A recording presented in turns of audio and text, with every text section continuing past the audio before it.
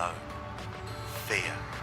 Fear poisons your spirit well and will ultimately prevent you from reaching the top of your dream mountain. Fear is a heavy bag weighing you down on your journey through life. Put it down. Feel light. Feel free.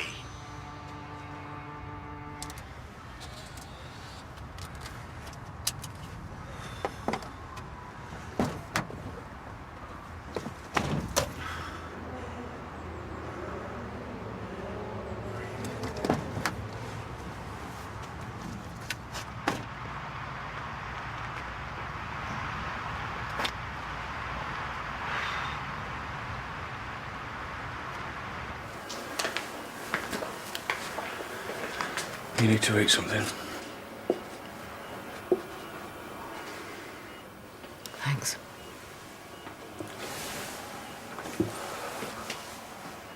We talk about Dad now, please. Not now.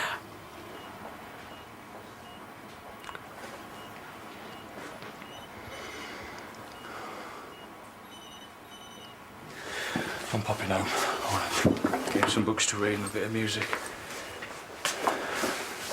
Do you want anything? No.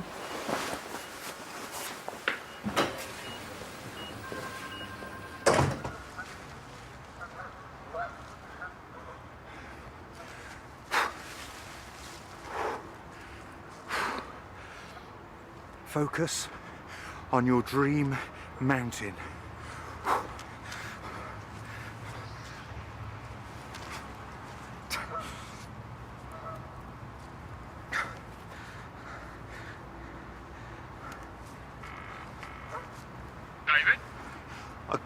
I can't do it. Oh, I knew you'd bottle it. I really wanted to. Wanted's not enough, is it? You got to have guts. You're right. So that's it. You're just giving up. You think I should try again? If you like, but we'll need to see some evidence. What? Otherwise, How will we know that you really went through with it? What sort of evidence? Martin.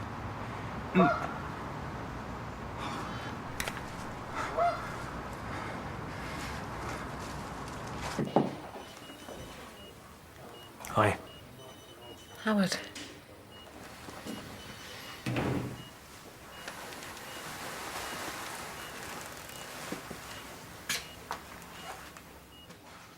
I didn't bring anything for Sam.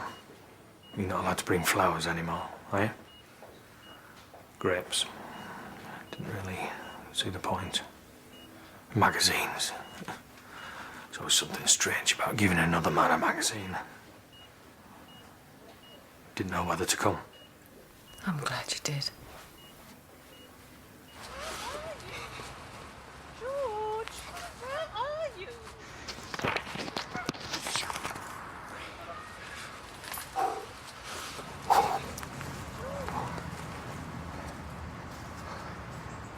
George, where are you?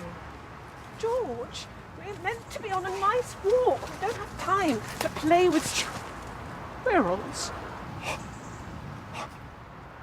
You revolting little man! I'm so sorry. Oh, help! Police! Shh! Police! Help! How bad is it? They're still doing tests, but it's bad. His system was already weak, so I'm sorry. Chris knew something was wrong and I ignored him. And I let myself get distracted. Emma, you can't blame. No, I can. If he dies, then... Emma, you'll be fine. Hi. How are you? Hey. Yeah, I'm okay. I better get back to the surgery. Call you later. Yeah. If there's anything you need. Thank you.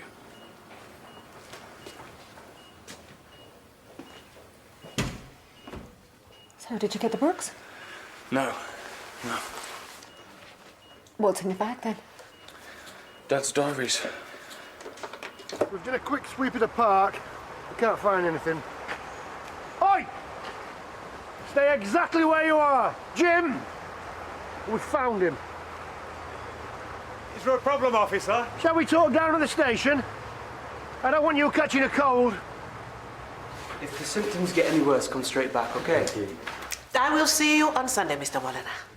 We're opening Sundays now. Oh, Mr. Molyneux is one of our church's finest baritones. In fact, the quality of singing in the congregation has greatly improved since I suggested introducing free singing lessons. Reverend Stanhope says I have restored harmony to Lethbridge. Is that right? The Reverend has been a great source of support to me over the years. It is gratifying to know that he has come to rely on me on so many important matters. Well, I'm sure he'll miss you then. Wait, miss me? Yeah, when he goes to Uganda to do the missionary work. Wait, you must be mistaken. If Reverend Stanhope were going anywhere, I would be the first to know. Right, he must have got the wrong end of the stick then. What, Mr. Molyneux? Yeah, he said that. Yeah, that explains it. I'm afraid the committee has suspected for quite some time that Mr. Molyneux has a very unhealthy relationship with alcohol. Really? I'm afraid so. A good singer or not, the Reverend would not confide in such a man before myself. Well, I'll take your word for it.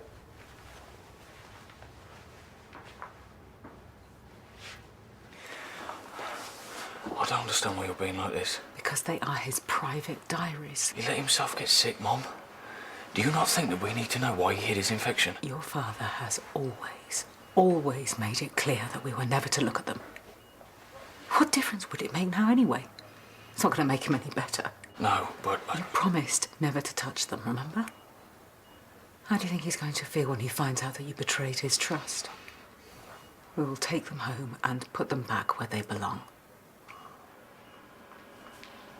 Chris. I need a coffee. Do you want one? No.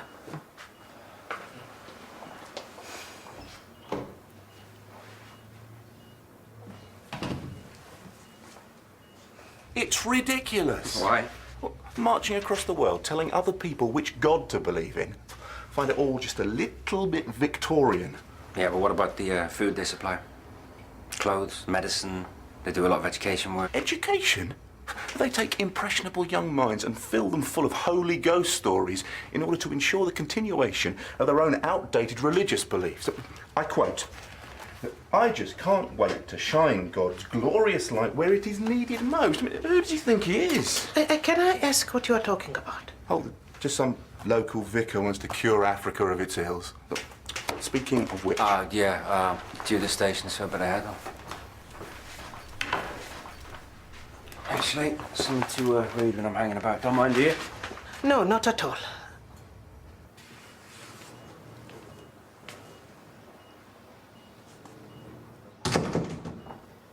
What are you doing?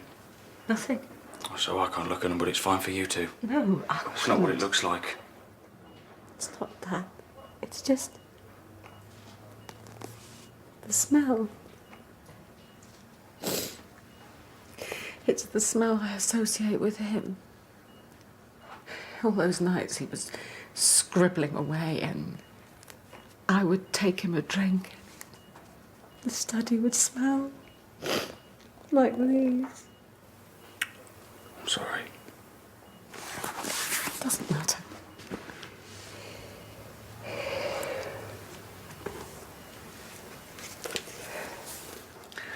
Yeah, when I was a kid, I used to think he was a spy. He was so secretive. Don't. What? Talk about him like he's already gone.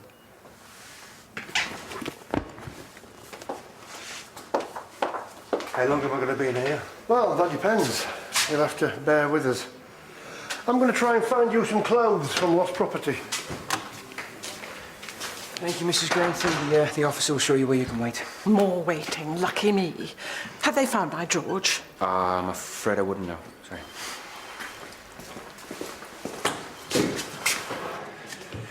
How is she? Can I interview her? Yeah, she's fine. It didn't want to flash her to scare her. So he's not tried to attack her? No, the way she tells it, he was more scared than she was. Doesn't look the type, does he? No, they rarely do. Why aren't you out there looking for my George? I really don't know what our taxes are spent on. We will get to that in a minute, Mrs. Grantham, I promise you.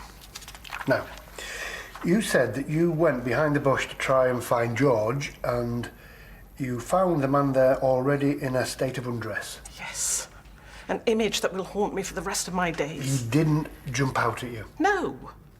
I imagined that he was going to. What makes you say that? It's what they do, isn't it? And where he was behind the bush, would you say that he was visible to any other members of the public? Oh, I wouldn't know. Probably not. What difference does it make? I'm just trying to ascertain the man's actions and intentions. Intentions? I have no desire to guess at his intentions. If it were up to me, men like him would be castrated. If you won't do it, leave it with me. I have a pair of rose clippers at home that would be perfect for the job. Well, thank you very much for that kind offer, Mrs. Grantham, but I think we'll take it from here.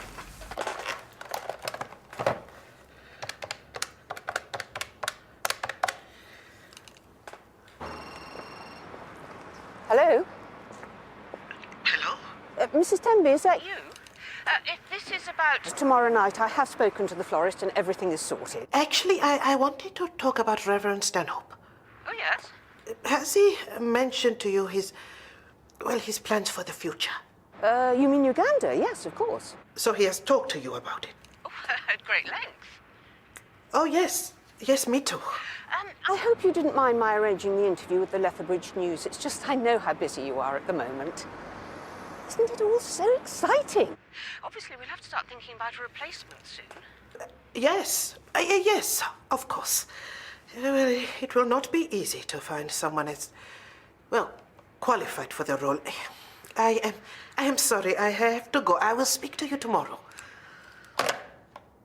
Well, that's when her husband came home. So I jumped out of bed, I grabbed my coat, I climbed out the window, over the fence, into the park. I was just putting my coat on, and that's when the old lady saw me. Oh, dear. And, what was the video camera for? For home movies, you know. Except we never got round to it. And your married lover would confirm this? Well, that's the thing. She's made it quite clear that she has no intention of leaving her husband. It wouldn't surprise me if she denied that I even existed. But presumably you can give us an address? Well, I've only been there at night, and... well, normally we're a bit distracted in the back of a taxi, if you know what I mean. I'm not even sure if I could find the place again. You don't look like the Casanova type to me. Look, I'm not a flasher. I promise. I never intended to upset an old lady. What do you do for a living, Mr. Fairhead? I'm an IT manager for the local education authority. You work in education. Well, what do you think your employees would think about you exposing yourself in public? You're not going to tell them, are you? Oh, please, look, I never meant to upset anyone. Mrs. Grantham has confirmed that when she found you, you were not in full sight of the general public. So I am going to accept that you didn't intend to offend anyone, and I'm going to let you off with a caution. Thank you. Thank you so much. But if we find you loitering with no clothes on in the park again, we will drag you straight back down here, possibly through a very large patch of stinging nettles. Clear? Clear.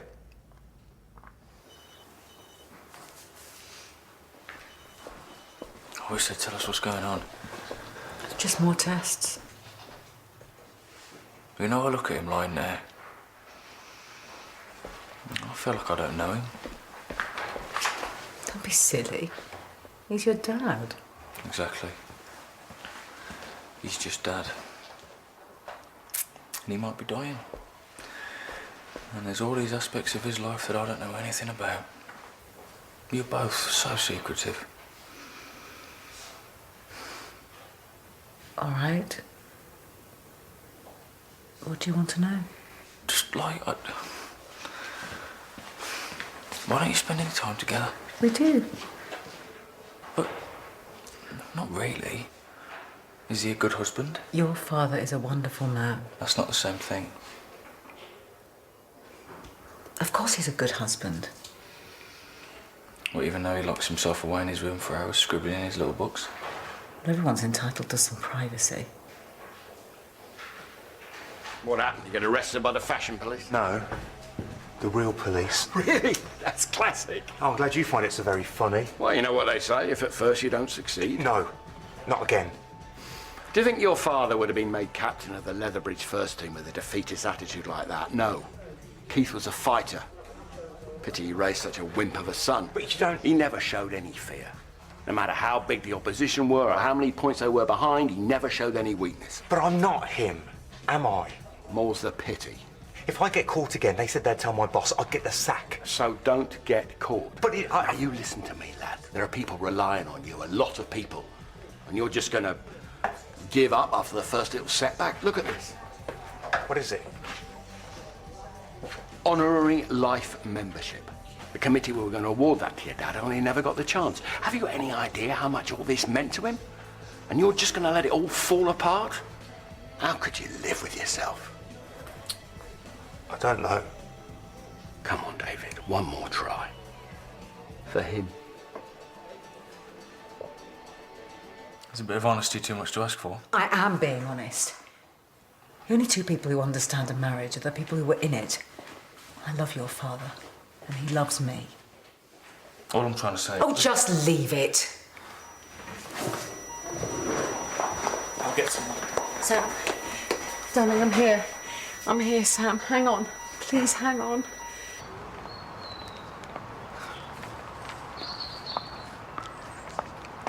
Oh, have you seen my George?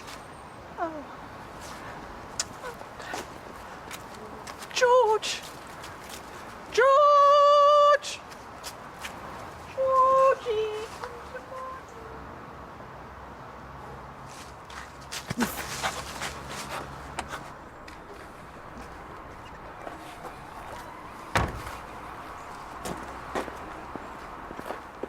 You are kidding me. Excuse me.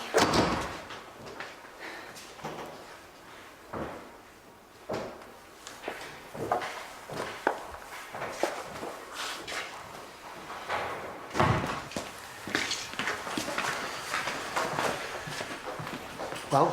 Oh, he's physically fit, he's lucid. There's nothing to suggest that he needs a full psych exam, so over to you. I was convinced he wasn't just some pervert. What if it helps him mention his dad a few times? His dad? Yeah, said something about wanting to make him proud. All yours. Thanks.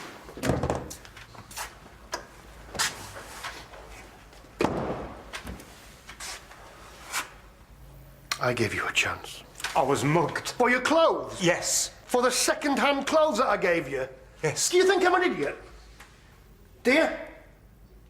The way you are heading, you are going to end up in the nick as a registered sex offender. Is that what you want? Is that what you really want? To be banged up with a bunch of perverts? No. Then you better start talking.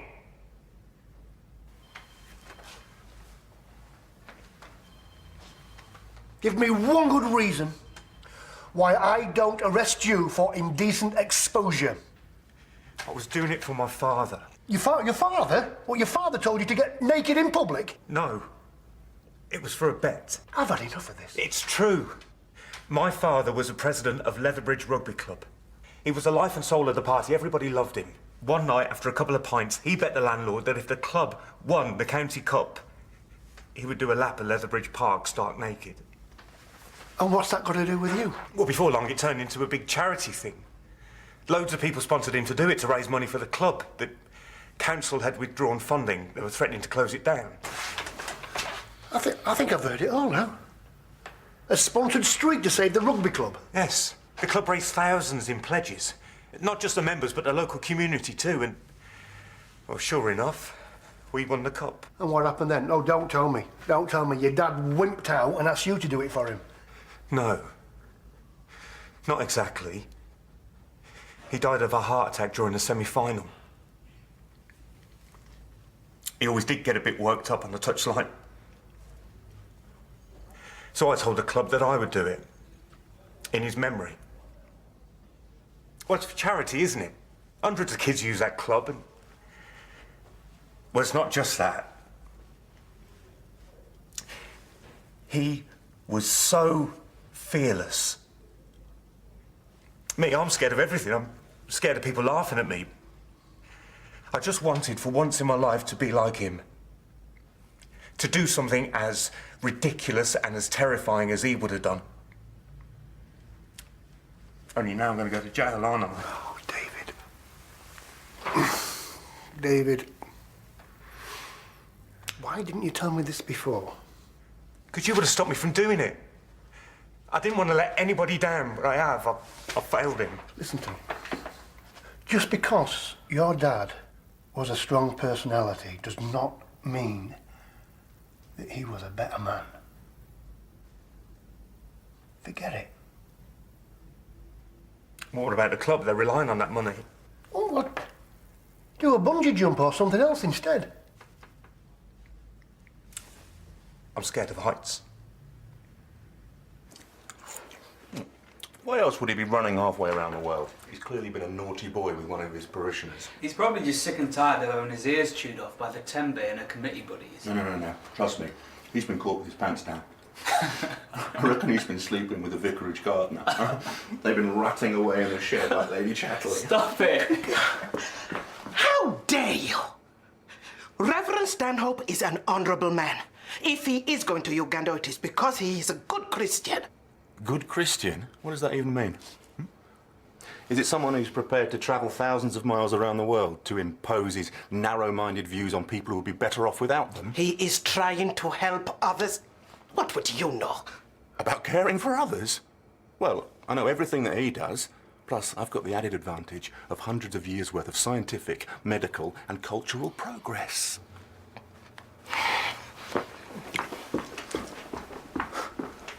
Why are religious people so easily offended? What? Mate, I don't believe either, but still. No. She is more than happy to share her opinions.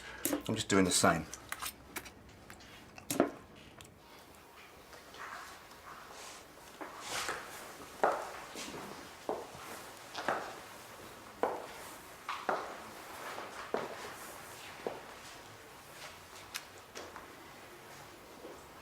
He's developed septicemia. They say we should be ready. Ready? There's a chance he won't make it through the night. All I can say is that Martin is a very persuasive man. But I still don't understand. Well, it's only illegal if you expose yourself in a way that's intended to cause alarm or distress. And we've cleared the park of all members of the public as best we can. You've what? So there's nobody to be offended. And if there's nobody to be offended, then you can't commit an offence. Let's just say I'm doing my bit for crime prevention. Well, it's a bit cold. You'll have to grin and bear it. Go on, do him proud. I thought you said you cleared the park. Except for a few willing observers who want to cheer you on. I can't. Did I mention that I'd had a whip round at the Nick? And some of the lads have been very, very generous. Do you really want to disappoint a load of coppers? I don't have much choice, do I? No.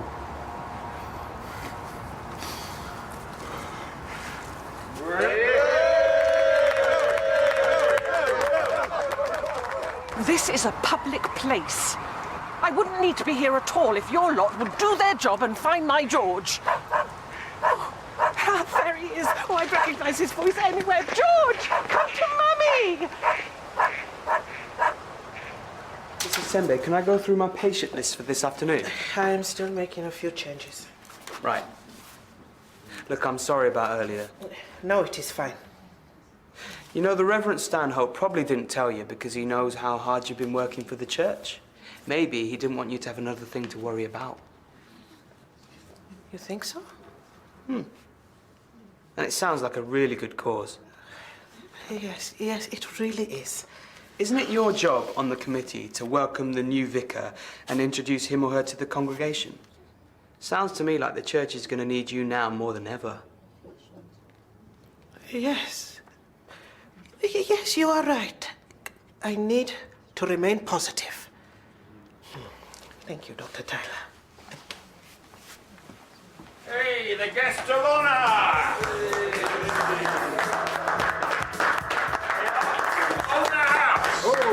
Thank you very much. Thank you. Lads, a round of applause for the kind assistance of Sergeant Hollins and the Leatherbridge Police Force, and of course the courageous David Fairhead. Like father, like son. You know your dad asked me to look after you. Did he? Yeah, and I tell you, lad, he would have been proud. Life membership. What, for me? Yep, you've earned it. You're one of us now. Yeah. So what's next? Naked abseiling? Whoa, whoa, whoa. No, I think we've seen far too much already, don't you? Well, you know, it is surprisingly liberating.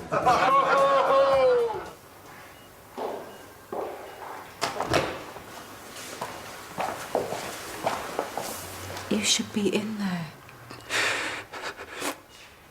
I can't. Why not? Because if I stay out here, I can pretend he's still alive.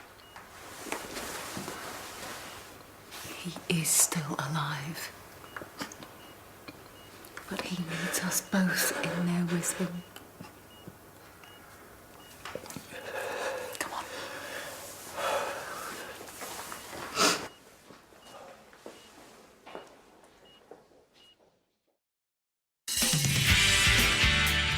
I'm sorry, dear me, I'm sorry. I don't know why I did it. If it helps, I'm ashamed of myself. Excuse me, we need you in here now. I can't at the moment. Yes, you can. I'm a freak. No, you're not. If he dies because of your negligence, that's not fair. Look, don't. You're going to hurt yourself. Don't!